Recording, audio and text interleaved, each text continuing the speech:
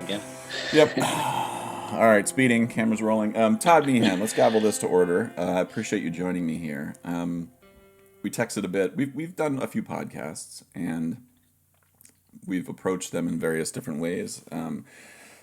Most of which have been sort of leaning towards the silly goose side of things. But I've been thinking a lot about just this past year and sort of connecting with people that have been, I don't want to say thought leaders in my life, but people who have been sort of rocks in my life in one way or another. And I kind of want to ask those folks how this last year has affected you and sort of where your head's at now. And then we'll go from there. But for me, I'm kind of curious just to start off with this general idea of doubt and like I'm getting a lot of questions from students. I'm seeing a lot of people post things that are sort of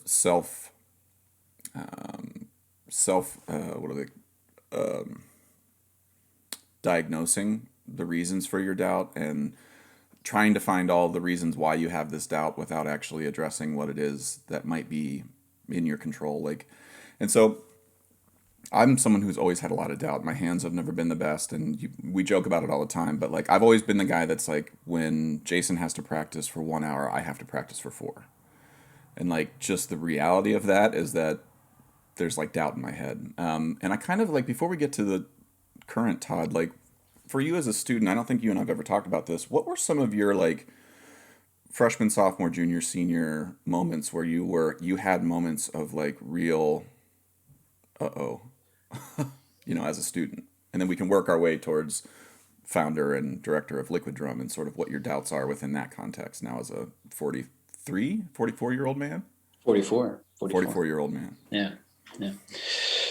Um, I think, I mean, as a student, probably all the same stuff that anyone who is a music student feels and experiences. I think I like the topic because by choosing this discipline, by choosing this pursuit, I mean, there's that um, necessary association with like feeling bad about yourself a lot of the time. Mm-hmm. Um, and maybe that's no different than, say, high level athletics or, I don't know, professional level, anything. I mean, Mm-hmm.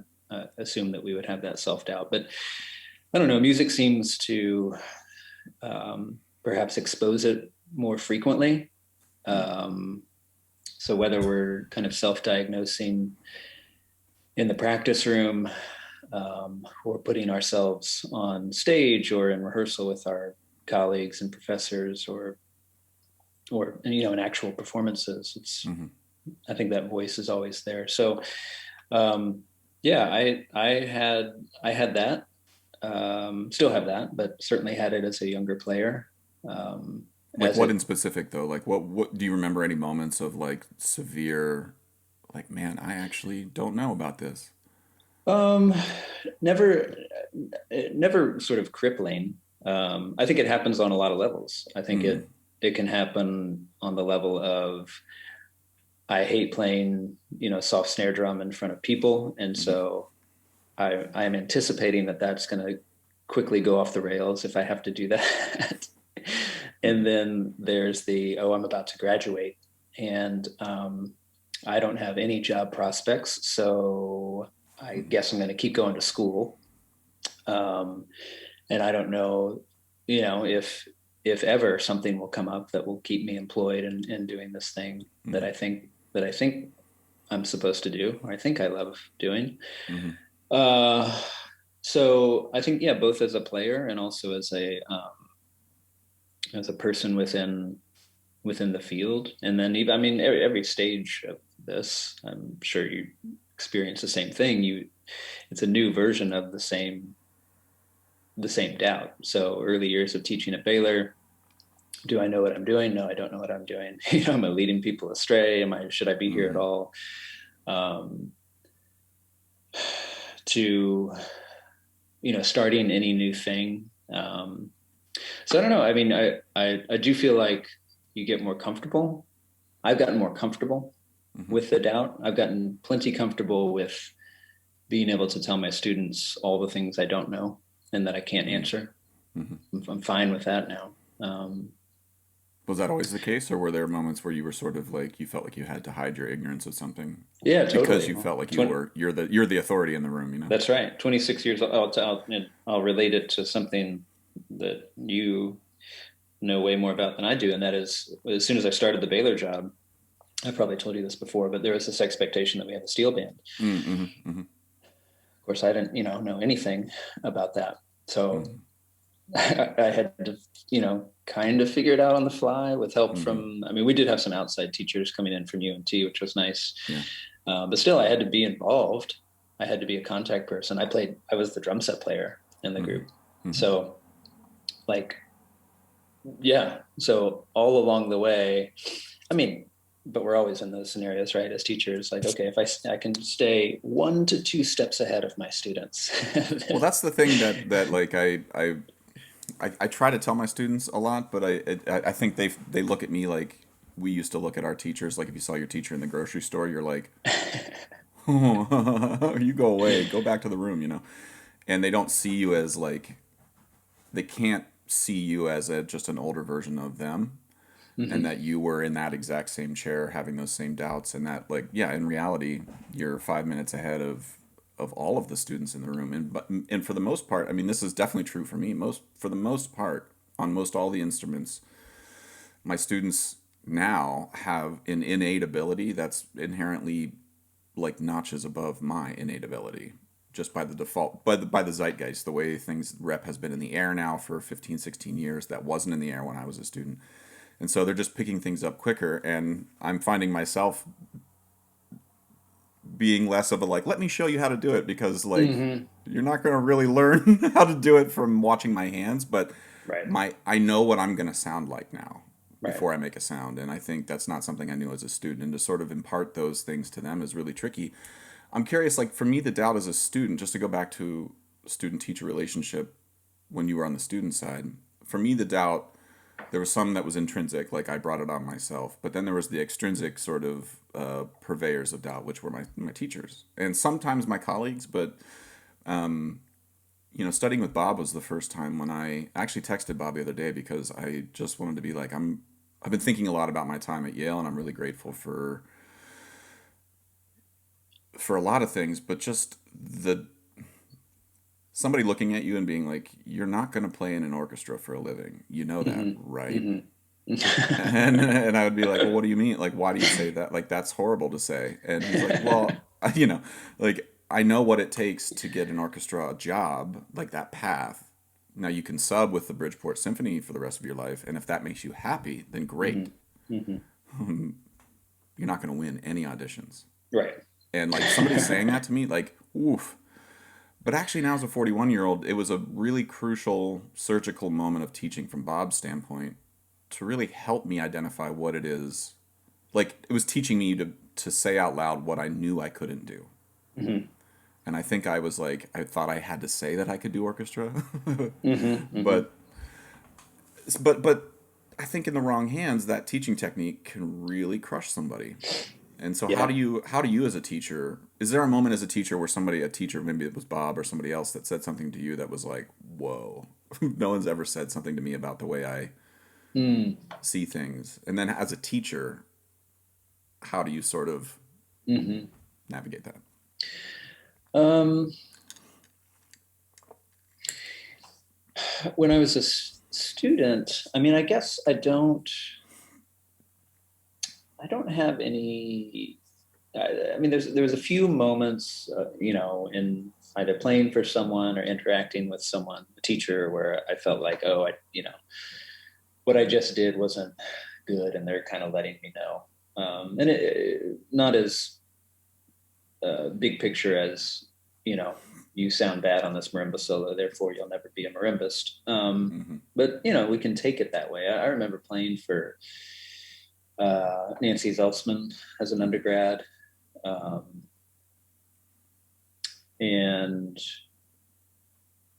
her saying, something about whatever I was doing that wasn't very favorable. I think I was playing Clapsow. Mm-hmm. And I remember playing for um, Daniel Druckmann. I took a lesson at Juilliard when I was looking at, grad things in the same way that I did with Bob and percussion group Cincinnati guys. And Druckmann just being not too impressed, just kind of getting the sense of like, okay, I don't think this is going to work. This guy doesn't really care. And those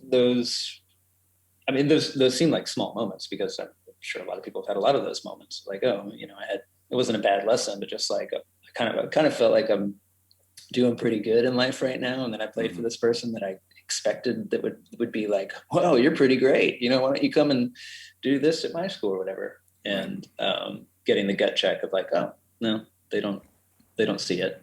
So there's like a weird thing as a student, you trick yourself into thinking that you're going to be someone's protege. Right. Yeah. Yeah. You're like, you haven't heard me yet, but once you do, trust me, I'm going to be staying in your guest bedroom and you're going to be, right. I'm going to be your. Well, I think, that's the path. That's the reality, I think, because if you do start to excel in certain ways, and you have, we're mentioning obviously the maybe more negative experiences as a student, but they're coupled with hopefully positive experiences. And so you do start to feel good about yourself in certain ways. So, by the time I was playing for Nancy in masterclass or Druckmann for looking at grad schools, I had already done PMF in Japan, and I had started rubbing shoulders with other people from these institutions, and I was like, oh, okay, now I feel like I can hang with these people. Okay. And so you get, it's that one step forward, two steps back, or two forward, one back, or whatever. It's, it's all part of it. And understanding that, I think that all of this is leading me then to the experience I had with Bob at Yale, is that you have to be able to stomach that. I guess if you're going to be working with teachers who maybe, kind of dig the knife in a little bit, like make you feel really uncomfortable at times. And I never had a big moment like that with Bob. I mean, he made it clear when I was first there, all of the deficiencies I had, but not in a bad way. Just like, okay, here's what you don't know, and let's start building these things. But I did feel the ever present, like, okay. I mean, every time I walked into a lesson with Bob, it never felt comfortable. It was never easy.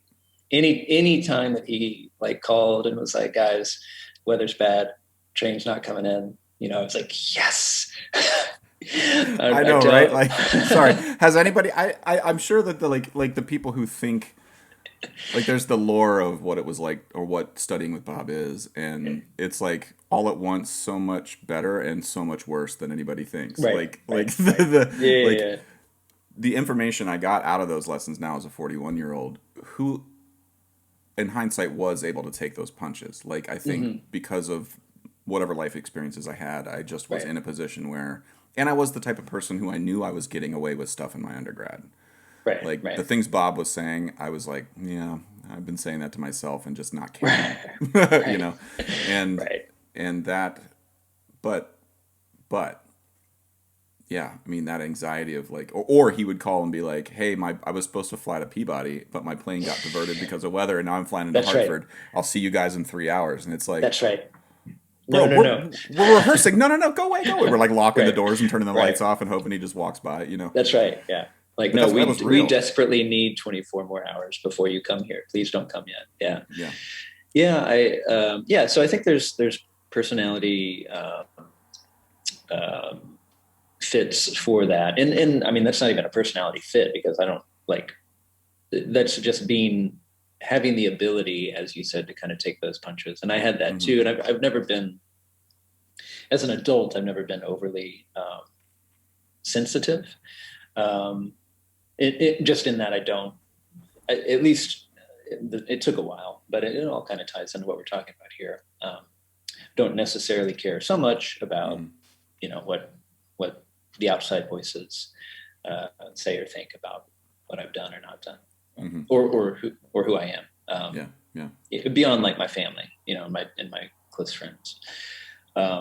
So I think even back then it was easy for me to say like, okay, yeah, clearly, Bob, you know a lot more than I do. And I agree. I don't know what I'm doing on this instrument. So I'm fine to just like put myself in that place somewhere. But it is, I mean, it's fascinating. I spoke to Bob a day or two ago on the phone Mm-hmm. about another thing, and talking to him now, and I don't know, we talk every couple of months just for one reason or another. I mean, he's still Bob. And like when my phone buzzes and the name Bob Van Cise is on there, yeah, am I in trouble? Did I do, it makes no sense whatsoever. But Todd, we need 4 timpani moved over to Sprague Hall right now, buddy, right now. Like, Bob, I'm 41, I'm 44, I've got 2 kids and a wife. Like, what? Come on, I got a pecan tree. right. Leave me alone. Yeah, but but it's nice. It's also nice now to talk to him. It's nice to kind of be more in the, I would never even consider myself a colleague of Bob because we don't work together, but at least, he speaks to me in that tone more so than in the student tone. And, that too is revealing, like eventually seeing your teacher. You mentioned seeing your teacher in the grocery store, but just experiencing your teacher beyond your student years with that teacher. And, I don't know, maybe demystifying what that person or who that person is, or, sort of, I guess, people that we want to study with, at least we put them on some sort of pedestal, I imagine. Yeah. And we think certain things about them, which may or may not be true. Mostly not. I mean, yeah. I think in reality, most of us, regardless of age, we want to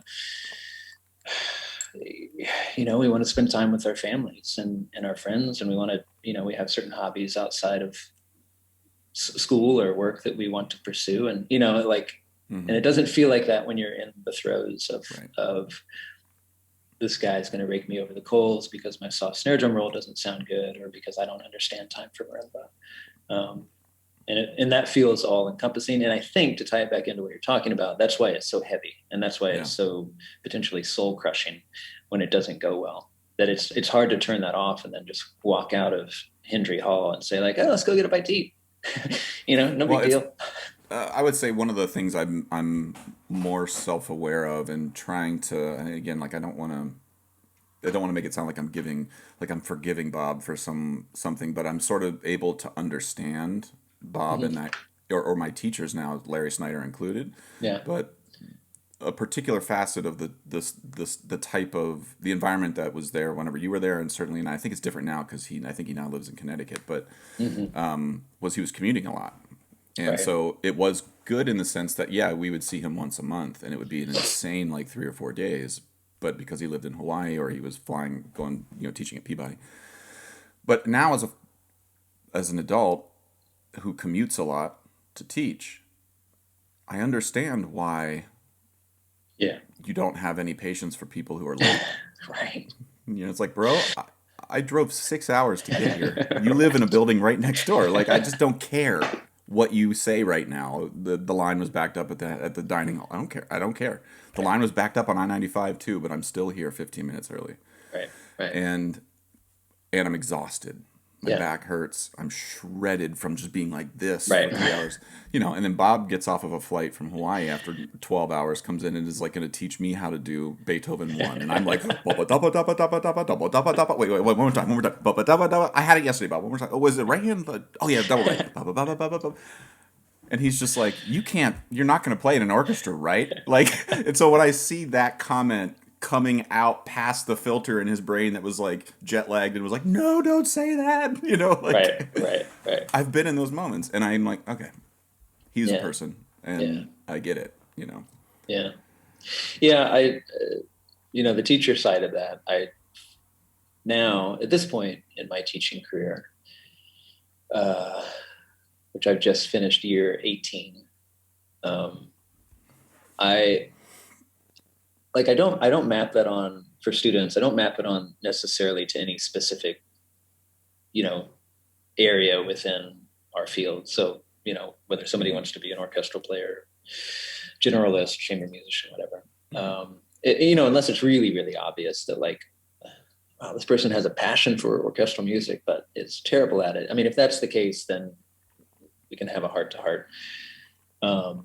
It's more about like just my frustrations as a teacher only come into play if the work is not being done. And I mean, I that's a very, very broad word, the work. But it does come back to like, this is a colossal waste of time if you're not really into it, because there's so many other things in life that we can be into that you'll probably, you know, catch a, you know, something will, the fire will be lit, and you'll realize, oh, you know, I have a passion for literally anything else, but clearly it looks like you don't have it for this, you know, like maybe it's just sort of, you liked high school band and that's where your friend group was. And some of them are continuing on that path into college. And so you're going to do that same thing as well. But so imparting that reality of, no, this is different. This is now, you know, your livelihood or not. So you can't approach it in the same way. It really does now take this overwhelming investment of your life for this period of time. You know, maybe not your entire life. I'm speaking in terms of practice. Like you know, I haven't picked up sticks in a while. So like, I'm not still like, I've got to practice 4 to 6 hours a day. But in a certain period of your life, you have to, or invest in whatever that is. It may not be, you know, practicing Delacluse. It may be, you know, working on your teaching chops, your band directing chops, or whatever.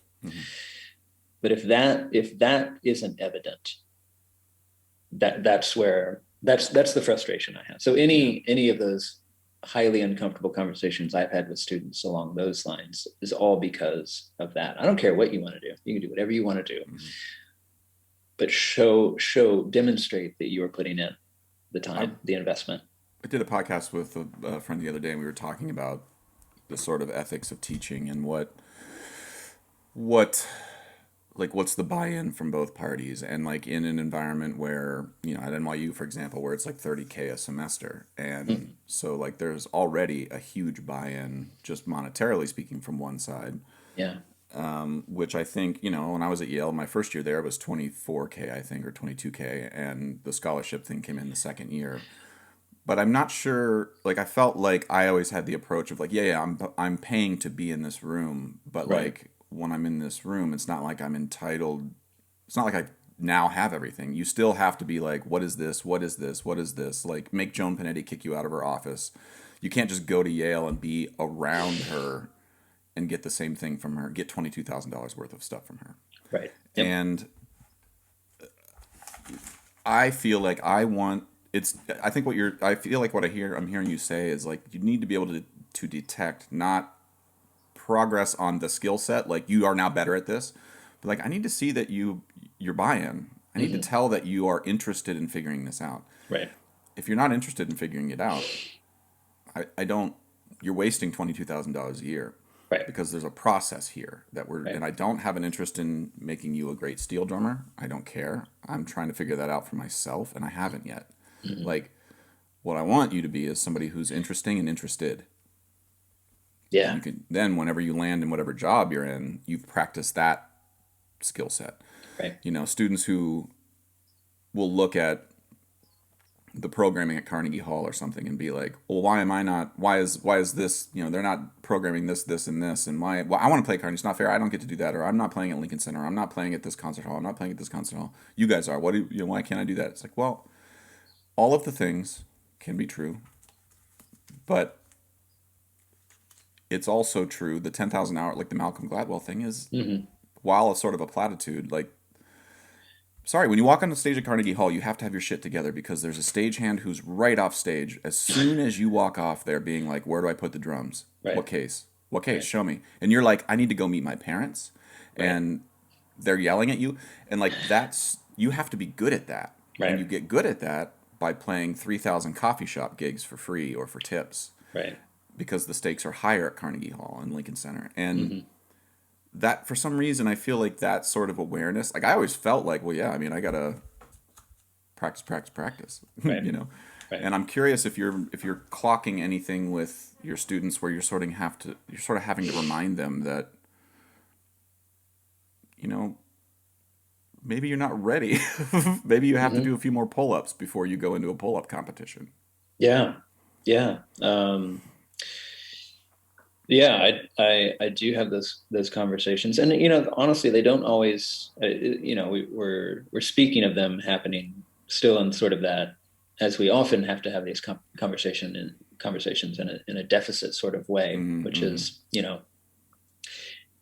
student X is clearly you are not pouring in the time, and in order Mm-hmm. to the task right in front of our face is the first three etudes of the Image book, but really that's what we're talking about here is what that means for the rest of your life. So if you can't do Mm-hmm. it for, a lollipop stand or whatever the pieces are called, then obviously you're not gonna turn it on, 10 years down the road when somebody calls you, which they won't, to Out for a play. walk with Granddad is a really good litmus test for whether or not you can play Threads on stage at Right, Lincoln right, Center. You know, right, like that's right. pretty good barometer.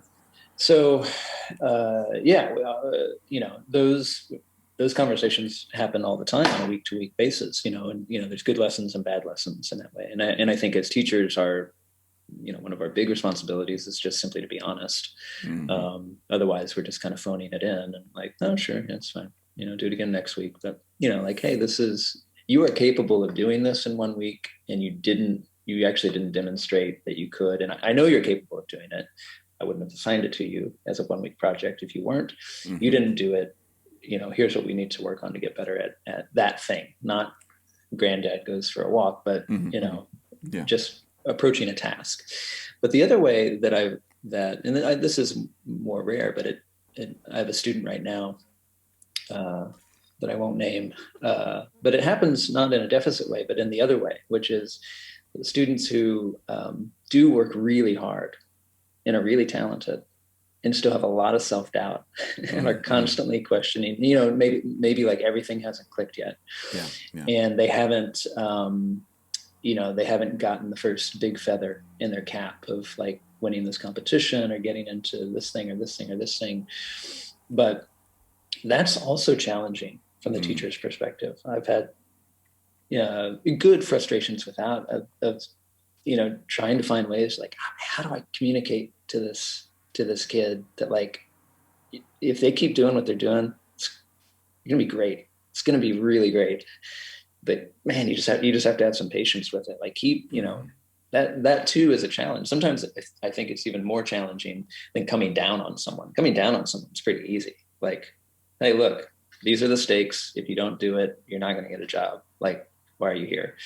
But the other way around is like, man, I see some really good things for you. Mm-hmm. Um, you haven't had that big moment yet, but you're gonna have it if you just keep working the way you're working.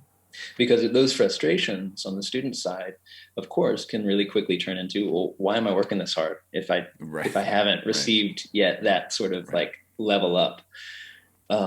This isn't worth it because it's a lot of work, as we all know. Well, what I mean, one of the for you, like, there's the sort of what you have a vision of what being a musician is when you're in school, and you think, okay, this is I've got my ducks in a row, and then you get your first gig, and you print out your contract on Word, and you mail it off, and you get it back, and it's everything signed, and you're great.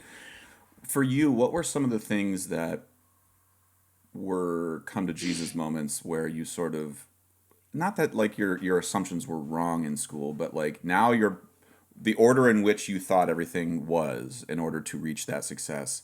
How did you have to reorder that shell game once you actually get in the room where like you've studied for 4 years how to cut open a head, and now we're in a room where people are cutting open heads.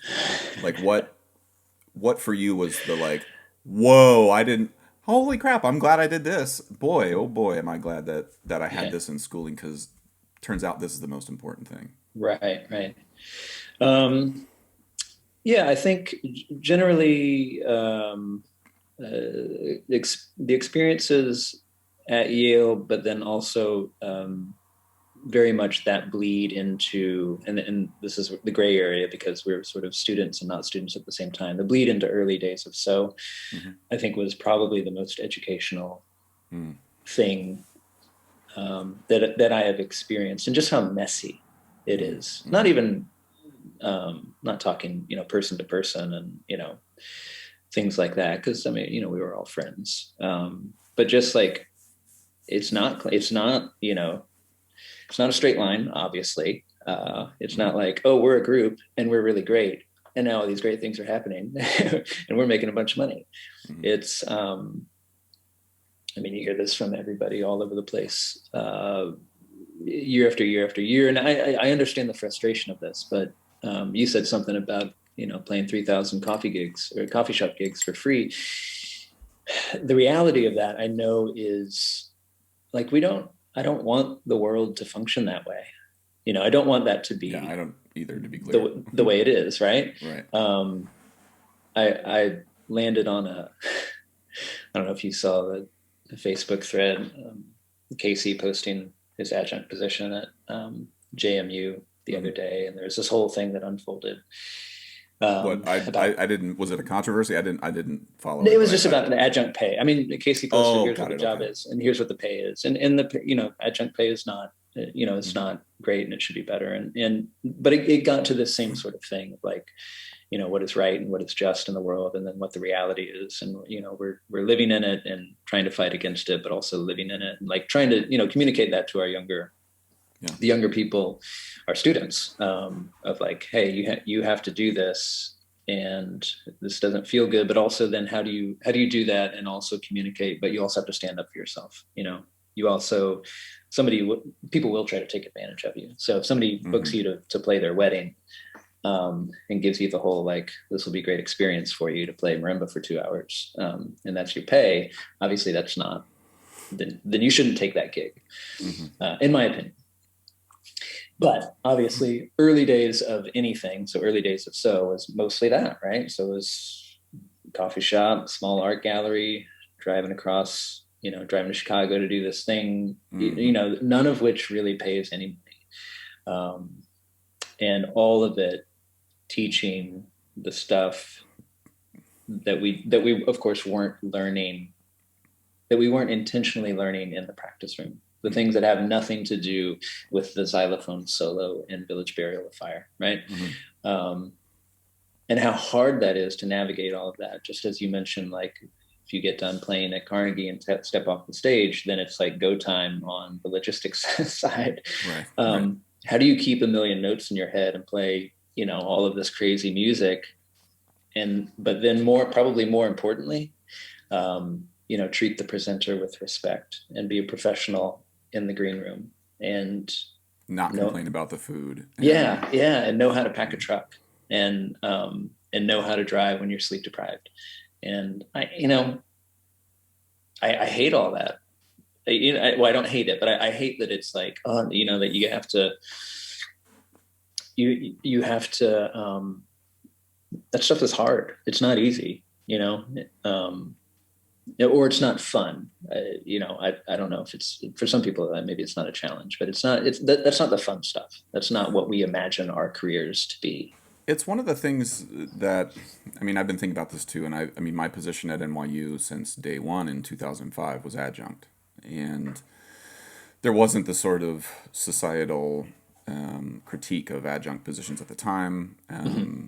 and I had just had planted in my head from when I was in school. There was a guy named Jeff Babinski, who's a drum set player, lived in the Akron area, and I started playing a ton of gigs when I was in school, and I just happened to like complain to him or something about like, I don't, I didn't enjoy that gig or whatever, and he's just like, well, moving forward, like just think about, I don't remember exactly what he called it, but I've sort of adapted it to be the three P's: the people, the pay, and the project. Mm-hmm. And he's like, two out of the three need to be met at all times. Yeah. And so if you just do that, then you'll end up happy at Mm-hmm. the end. You may not have Mm-hmm. all the money, but you'll have other currency. And I was like, well, that's an interesting way to think about it. And So for like getting a job at NYU, for me, I understand why people are talking about the adjunct thing in the way from a certain vantage point. But for me, they let me walk in and talk about whatever I want related to steel drums. Hmm. I program whatever I want, and they let me bring in whoever I want. I have full control. I get to work with who I want. Yeah. Now, maybe the pay is not great. Yeah. The people in the project are great. Awesome, check. And I just move on with my life because that Right. adjunct Right. job is 1/10 of the overarching way I make all my money. Now, Right. I understand not everybody is in that position, but I would say so is the same way. Hmm. I mean, if people really want to know what I make, you can look it up online. We're a 501(c)(3). You can see what we get paid. And Right. Right. we live in New York City. Right. You can crunch the numbers. Yeah. Like, but the people in the project are good. Yeah. And there's enough pay now where it's starting to sort of all even out. But I think seeing adjuncts, I mean, I'm also just an approach, like, I've also been able to change the system at NYU slowly over 15 years. And so Right. my advice to students who are like picketing and doing the like I will never take an adjunct job, it's like, okay, that's fine, but don't underestimate the amount of power you have Hmm. as someone who has no responsibilities other than to do the thing to teach GarageBand. Like you don't have Right. to go to meetings.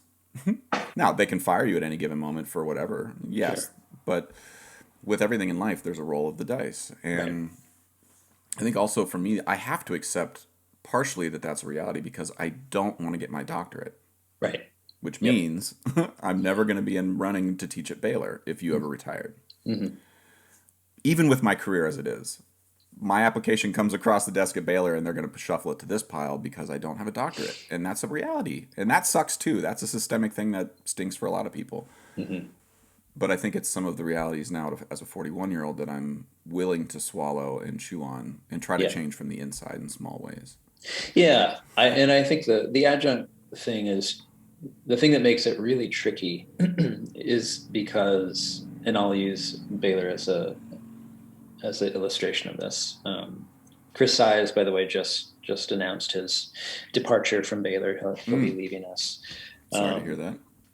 yeah, his wife got a gig in Calgary, which is great for her. Awesome. And Chris has a 1 year residency that he needs to do at Michigan in order Mm, to finish his DMA. So got it. it just didn't make logistical sense. And in the same way that prior to Chris, when Ivan was teaching here, his commute from Austin, and he wanted, um, uh, wanted to at least pursue like his healthcare possibility. They were having their first baby, like Right, right. so. Those things, those considerations for people like Ivan or Chris, who are both highly qualified and great, really great at what they do. Mm-hmm. In a scenario like Baylor, where they're teaching a portion of the studio and the actual work that they do, the meat and potatoes of what we do, which is we teach lessons or we coach chamber, that they're doing the exact same job that I'm doing in that moment, but then that there's such a discrepancy in pay. I understand that frustration, but the way you have framed it, I think obviously is the larger picture of that. I think where it becomes dangerous is if more and more universities, I shouldn't even say dangerous, it's a bad word to say, because universities are going to do what they're going to do. But if the shift is all towards adjuncts, where they're paying these highly qualified people, um, a very small percentage compared to what they would pay a full-time person to do all of these things, we then have to reframe what it means to be a college professor, and if that is something that people want to pursue as their primary thing. Now you're talking about it's a portion, it's a part of what you do overall. Your primary thing is obviously so, but for people like me, who at some point set their sights on, no, I want to teach at a university, that would then mean something different if it unfolded and went down that different path. We're probably talking decades from now if it were to do that. Yeah. But so I do understand the kind of the warning cry for that, and I understand that I'm going to keep losing adjuncts because of it. But I also then get the reality of like, okay, yeah, but I It's can interesting. I can keep, banging my fist on a table internally, and the voices that I'm, getting feedback from within the School of Music are all sympathetic to that. They all feel the same way, but they're also not controlling how much we can pay adjuncts. So, Right. Well, I mean, it's one of the things I've noticed about the way Jonathan Haas has set up the program at NYU. There's like 6 or 7 folks, adjuncts on staff or on faculty that do, like Valerie Naranjo does African drumming and dance. Jim Saporito, I think, does like xylophone and pit percussion stuff because that's a bit of a focus at NYU with the right, Broadway scene. right, I do steel band with Kendall Williams there now.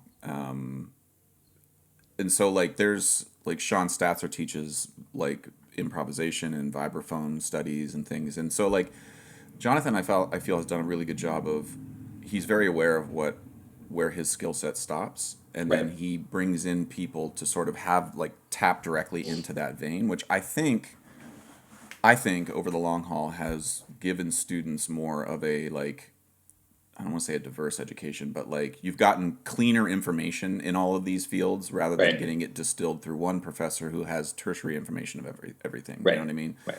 And I think that approach, adjunct wise, whether the students realize that or not, I just know they're getting better information from me or Kendall than they would be getting from Jonathan if he Right. was trying to run it himself and having phone calls with me on the weekend to be like, Right. how do I teach a calypso drum beat? Yeah.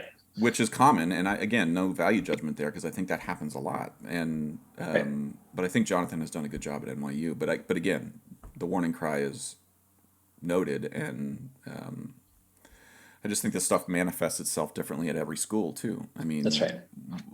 the sort of relativism of everything of like, oh well, there's this thing that's happened in Texas, and so we got to fix Hmm. that. And I live in New York, and it's like, well, maybe that thing in Texas works really well for Baylor, Hmm. but it's not going to work so well for University of Akron, and University of Akron should try to figure out some way. Also, too, like what are we like? Are we training students for specific vocations? I'm sort of questioning the whole like Hmm. are we training people? Are we going to start teaching them how to manage budgets? Like, is it important? Like, if I would have been forced as part of my schooling to have like a month where I check in with the secretary in the music office and I've got to sit and fill out W-2s. Right. I'm being serious, not glib here. My life with So would have been Yeah. easier. Would have been Yeah. easier by 1 week Right. of Right. work that I had to figure out what a 1099 was, Right. like, and Yeah. how to file it. Yeah. I think there's a lot of students who want to play, but also a lot of students who get in there are like, I love Yeah. admin, and we just discourage it, for some Sure. reason. Yeah. I agree, and that's obviously a a part or a glimpse of what any program that's tapping into the entrepreneurial aspects of what we do, can achieve. More sort of the nuts and bolts, but I mean, let's be honest, the nuts and bolts are what keep the gears churning. you know, Hmm. I think those things for me were always more challenging than like I've got this cool idea. I think as musicians and artists, maybe cool ideas um, come a little easier to us than how to do 1099s. Yeah. Uh, Well, that sort of like leads me into just as I've already taken 48 minutes of your life here, Todd. I apologize. The good ideas are there's no shortage of good ideas, and it's which of those good ideas. So percussion was a good idea, but mhm. it took 4 people to agree on that idea, and then wake up every day and keep thinking about that idea and watering it and cutting off the dead leaves and letting it grow bigger. Mhm. Liquidrum is a good idea from your head, and you're now for how long has Liquidrum been around?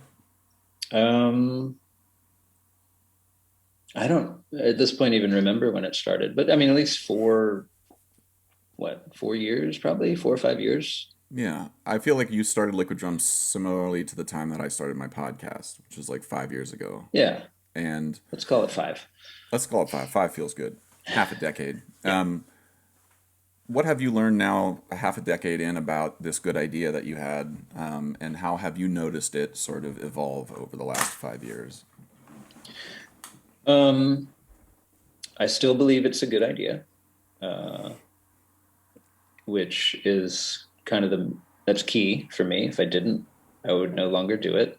Mm-hmm. Um, I, at some point, probably in my 30s, had to get to a place of really understanding that,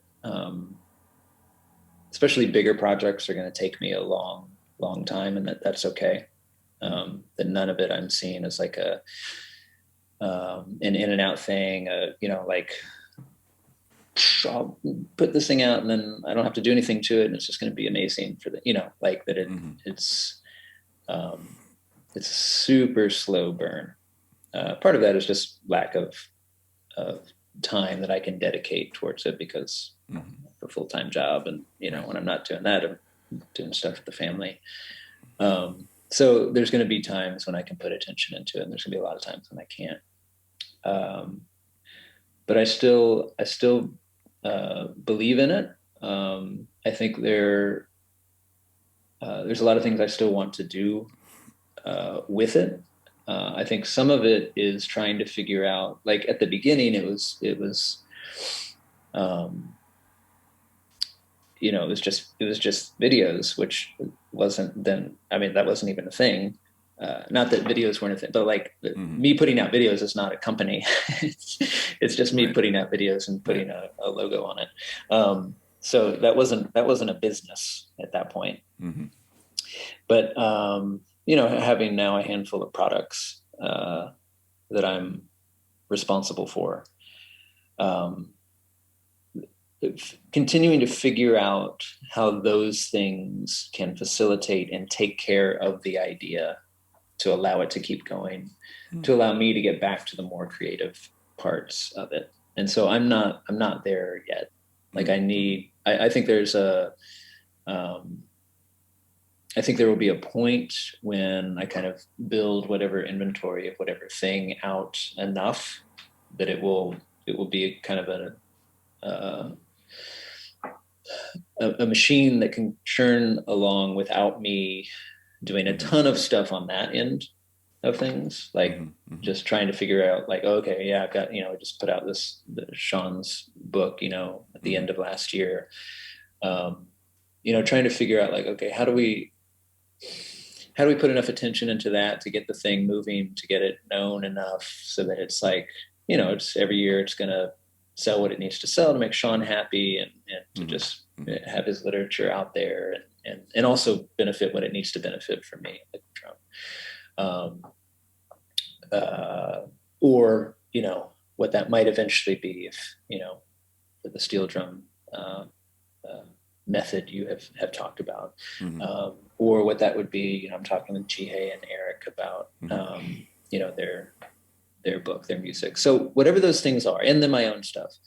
I don't know what that point is that it's going to hit the place of, like, okay, there's enough fuel in this thing now to last, and I can get myself back to trying to think of, using it in ways that are fulfilling to me. And it's not that putting out books is not fulfilling to me. I do. I mean, I don't mind, like, fulfilling orders, like sliding a book into an envelope, putting the Liquidrum stamp on it. There's something about that that's satisfying. Mm-hmm. Mm-hmm.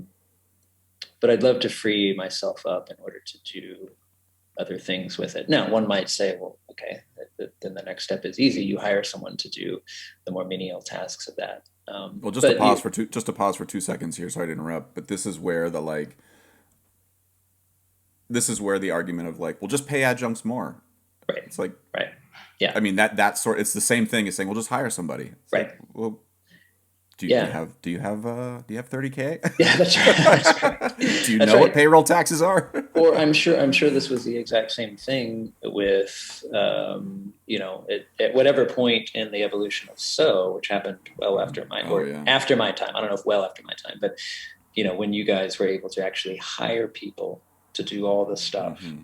that you were doing yourselves, and yeah, because you're like, I haven't just been secretly sitting on a full or even part-time salary.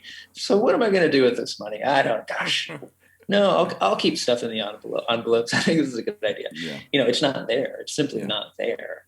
So you're taking a leap no matter what. And this is true of any, startup business of like, yeah, at some point you got to take a leap, because if you hire that person, it's probably going to generate more stuff and more sale. It's going to pay for itself, or that's the hope.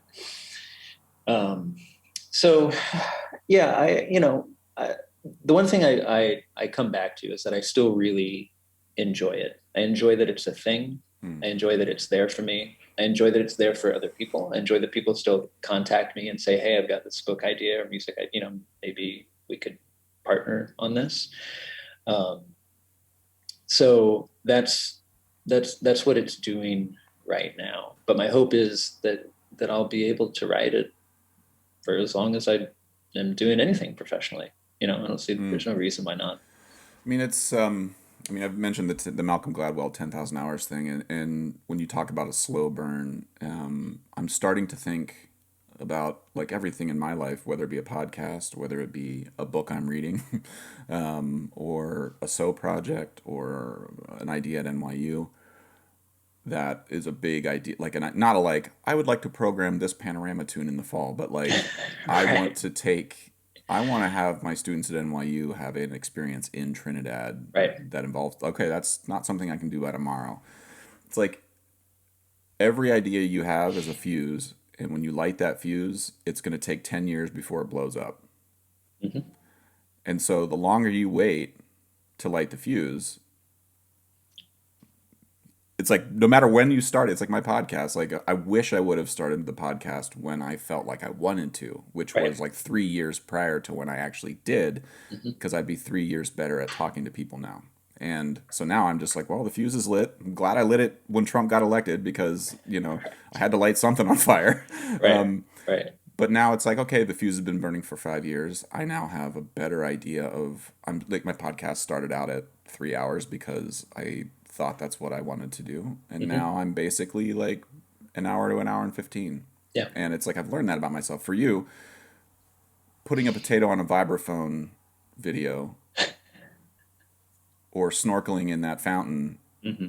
nobody at that time ever crossed their minds that they would have a snare drum book of Indian talas Yeah. Yeah. Yeah. Yeah. published through you. Right. But that fuse was lit. It just was burning through that fountain. Mm-hmm. And Yeah. it now it came out of the fountain and it went past your potato vibes, and now it's on Sean Tedeschi's That's book, right. Yeah. But had you lit that fuse today, you'd be snorkeling in a fountain, and Sean Matavesky would be like finding Right. somebody else or nobody, Right. So Right. anyway, I just wanted to put out, like, to highlight that idea that you Mm-hmm. mentioned, that for students who have some misconception about like, oh, I want to do what Todd's doing. I Mm-hmm. can do Liquidrum. I can make silly videos. It's like, okay, do it, Yeah. but Yeah. but you got to do it for 10 years. That's the thing. Yeah. Yeah. Um, and I do think it's an easier lesson to learn. It's an easier thing to stomach as an older Yeah. person. And so, a lot of what, if we turn this back around on what we convey to our students, those are challenging things to convey. I mean, I talk to Jack all the time about this, because Jack is 15 now, and he loves playing Minecraft, and he makes Minecraft videos. He's got a YouTube account, and it's like no different than any other field, right? Like every young person who's a gamer wants to be, a YouTuber, and Hmm. like, there are these people in the field that are highly successful at it, and hey, like, oh, that's not so hard. And and I don't even, well, one, I don't care, but I don't want Jack to be a YouTuber. Obviously, we're not making that his his professional goal, but he likes making videos. He likes, he's using Premiere Pro now. It's a good skill to have. He's taking a multimedia class in school. Those are good skills to have. And so, he's not so down the rabbit hole at this point, but he would have conversations with me late at night, frustrating, of like, oh, I only have X number of followers on YouTube, and like nobody's seeing my stuff, and blah blah blah blah blah. And I would try to convey to the best of my ability, which I'm sure falls on deaf ears because there's such a disconnect in our age. But like, yeah, but do you enjoy doing it? Like, do you like editing videos? And it's like, yeah, I do. I like playing Minecraft and I like editing videos. Great. Just keep doing it. Like, just keep putting the videos out, you know? Like, no video is ever going to go viral if it doesn't exist. Like, it has to be out there. You have to build this body of work, you know, and just keep your hopes and dreams, you know, somewhat in check and in touch with reality. But if you really enjoy doing the thing, I think that's no different from who we are as musicians or percussionists. Like, I'm, you know, nowhere near the height of fame and celebrity that some people are in our field, that people look to and think, oh, I want to grow up and be like, you know, whoever, Mike Bird or Nancy Zeltzman or whatever, you Doug know, Perkins. The Doug Perkins, right? I mean, this guy, and you know, I think as younger people, we do. I mean, I admit I was immature enough to say like, oh, I would like that. I would like to play in a big orchestra because of how I would look playing in a big orchestra. You know, what people would think and say about me. And I happily shedded that at some point, you know, just in growing up and becoming an adult and realizing that there actually are more important things in the world to me than that. But all of that is okay because I do still enjoy the work. Yeah. I you know, it fills me with such great joy if I ever get a call from you or Jason to do something with So. You know, not because it's going to change the trajectory of my career, but because I'm like, that's going to be really fun. That's going to be a really fun 2.5 days. The people in the project are definitely getting met. That's right. Not the pace. Well, it's. I mean, just to sort of answer a question I asked you about, like what your motivations are for doing something. I mean, for me, the sort of like, what are the things that dawned on you once you get into the real world outside of school? And when I say the real world, I mean playing a gig when you're in school is the real world, but it's like the things now as a 41-year-old that I remember after 16 years of concerts with So are the times when you were subtly making fun of Adam and he didn't realize and thought it was Doug. It's the times that Eric was pounding buffalo mac and cheese before a show and was like getting the sweats before he walked out, but then played a better show than all of us. It's the meltdowns on stage. It's the horrible mistakes. It's the somebody farted on stage and everybody had to walk through it. It's like those little things that, like, it's not, I don't remember audience applause. I don't remember any of our Carnegie show other than me pulling my vest back to show you the Liquidrum sticker on the inside during the show. And so I asked myself, like, did I go into the wrong career? Like, what the fuck am I doing? On the other hand, I feel like that's the stuff at my funeral. If you walked in front of my casket with my silly face sitting there and you were like, man, Josh really on the ride bongo pattern in Poe just really was the rock. He was the guy that we all went to. I actually feel like I would rise up out of the casket and be like, I fucked up. I messed up my life. You know, I want you guys to come up and tell the funny stories about, because I think that's the stuff that's sticking with me, and I'm trying to figure out why. Like, why do I not think that music is this transcendental? Why have I never had the sort of like music is gonna save me vibe? What saves me is me just sitting there quietly knowing you're the reason everybody in the room is making fun of Sly, but it's Doug. like that's, for me, that's where the like manna from heaven comes emotionally. Is that like super weird to say out loud? Well, it's not to me because I feel I share those exact same thoughts and feelings. So yeah, and it's, I have the same, like, you know, what are we doing? Type of thought, because I'm like, man, we all went to school and worked so hard to learn this very, very obscure thing in order to get on stage and have a chuckle with each other Right. or be in a rehearsal room and laugh because there's an inside joke going on, and that is the takeaway, and that becomes the thing of like, yeah, that's why. I mean, you could say that about any kind. If we're talking about concerts that we've played together, that if I'm thinking about the Barbican, Mm-hmm. I don't remember. I don't remember how any of the performance went. Um, uh, I remember Jessica had a massive headache after we played, 70 minutes of Reich. And then we were like, and after Reich, we're going to go out to the lobby and play 80 minutes of Michael Gordon. That seems like a good idea. Oh, I think Stephanie was standing right next to Jessica there at the Barbican, and when I got off stage from the Barbican, there were a bunch of texts from Stephanie just like, why, what, where, I'm leaving. I hate Michael Gordon, and I love, they're very nice people, but like, I don't, no. Yeah. But, like still, that still brings me joy. Not that we've, made our wives have massive headaches at playing, way too much. It's part of it. It's part of the, it's right. part of the feeling. Right. But yeah, I mean, those are my takeaways. It's never like, I nailed, C to D in third construction this time. I mean, like on a personal level, I think we can walk off stage and be like, oh, cool. That went like that part that I've kind of been screwing up a bunch. Yeah. It went good for me. But 3 weeks after, I'm not still going to be like, Josh, do you remember, man, when I, that concert in C to D, I killed it, right? Yeah, because everybody's gonna be like, yeah, the 4 shows before that, though, Jeff didn't. Right. You were playing tin cans, and you were supposed to be on maracas. Yeah, no, I do feel the same, and maybe other people don't, or maybe people have some sort of messy version of that combined with a lot of other things, or maybe people do get pure satisfaction out of like just shredding a loud snare drum roll in Shostakovich, and that's also great. I think it's like anything; it's allowing space and being able to share these aspects, especially in retrospect, with our students, so that they know what to look for.